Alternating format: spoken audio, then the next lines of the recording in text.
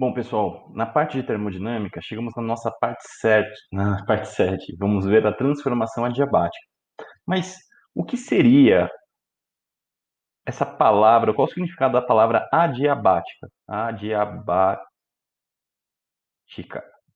Pessoal, a palavra adiabática, ela significa que não existe ou não existe troca de calor com o meio externo, de calor com o meio. O que significa isso matematicamente? Ou seja, esse sistema ele não vai trocar calor, ele não vai nem receber e nem liberar. A quantidade de calor é zero. Tem duas formas da gente fazer isso.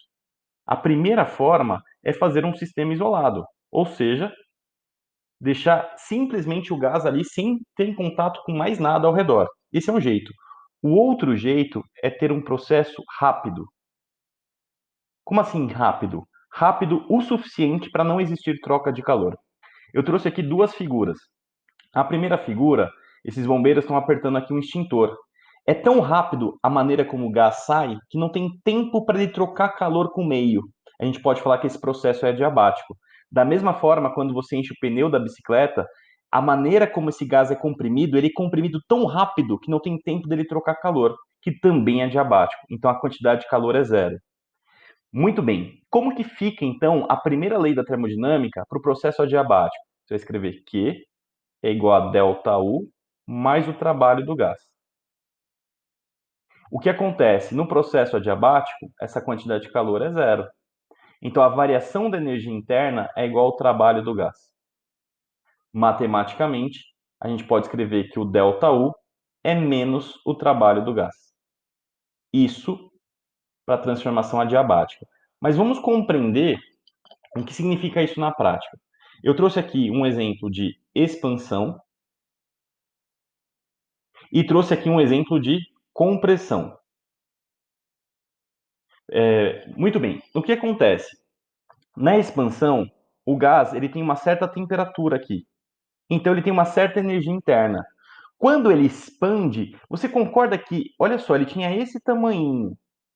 O que ele fez com o meio ao redor? Ele empurrou o meio. Portanto, esse gás ele realizou o trabalho.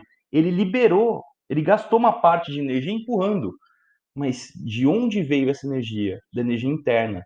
Quando o gás expande, ele pega parte da sua energia interna e usa para realizar trabalho. Ou seja, a temperatura dele final, vou chamar aqui de T0, a temperatura final diminuiu. Por isso que o ΔU é menos o trabalho do gás. Nessa situação, o trabalho do gás, como é uma expansão, é maior que zero. Afinal de contas, ele realizou, ele deu energia para o meio. E o que acontece? Se ele deu essa energia, de onde ele tirou? De dentro. Então, o que acontece com o ΔU é menor que zero. A sua temperatura diminui. E é o que acontece. Pessoal, quando você usa, por exemplo, um desodorante, você percebe que aquele ar que chega no seu corpo está muito gelado. Não muito, mas está geladinho. Por quê? Ele expandiu, a sua temperatura reduziu. Considerando um processo adiabático, sem troca de calor com o meio. Um processo rápido. Da mesma forma, acontece com a compressão. Esse gás ele é comprimido rapidamente, então ele está a uma certa temperatura T0. Quando ele é comprimido rapidamente, o que acontece? Agora o meio realizou trabalho sobre ele. O meio o empurrou, ou seja, ele retirou energia do meio. Então, agora ele vai ter uma temperatura, o quê? Maior. Ah, professor, não entendi. Por que a temperatura é maior? Pessoal, agora o meio realizou trabalho. O meio empurrou ele. Então, o trabalho do gás agora, o gás tentou impedir que isso acontecesse. O gás resistiu. Então, o trabalho do gás é negativo. Logo, a variação da energia interna é maior que zero. É como se o gás estivesse retirando energia do meio, usando para aquecer o gás. Então, nessa situação, o gás aquece. No entanto, se você perceber, quando você usa a bomba de bicicleta, o bico da bicicleta vai estar quente, vai estar extremamente quente, porque o gás comprimido aqueceu e aí a temperatura elevou. Tá bom? Muito bem. Agora vem a questão do gráfico. Como que é o gráfico da diabática? Eu representei aqui duas isotérmicas. A gente sabe, pelo gráfico das isotérmicas, que a temperatura T2 é maior que T1. O gráfico da diabática ele tem uma particularidade, ele corta duas isotérmicas. Então, vou marcar aqui dois pontinhos, vou chamar aqui de ponto A e ponto B. O gráfico da diabática é uma curva que vai cortar duas isotérmicas. Então, essa parte aqui em preto é a curva adiabática.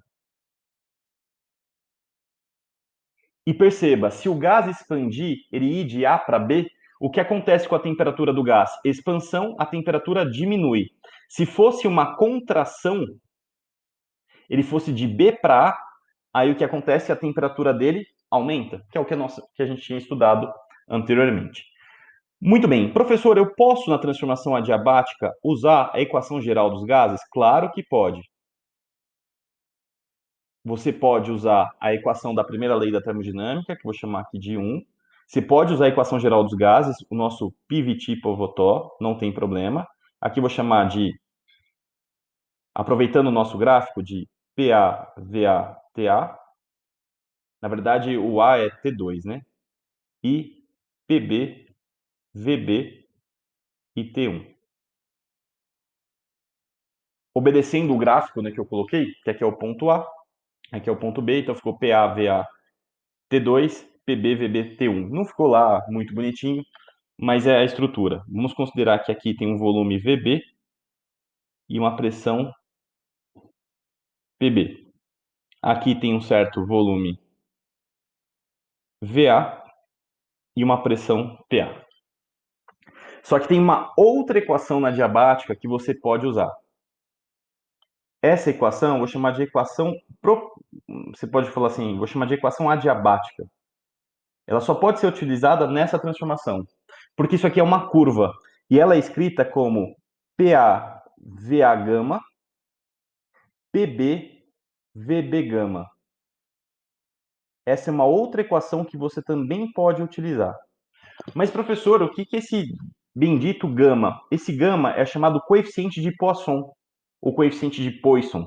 E esse gama, ele é dado pela razão de Cp sobre Cv. A razão entre os calores específicos, a pressão constante e a volume constante. Lembrando que Cp é maior que Cv, então gama sempre vai ser maior que 1. Essa é uma outra relação que a gente também pode usar na transformação adiabática. Beleza? Então tá aí a transformação adiabática para a gente.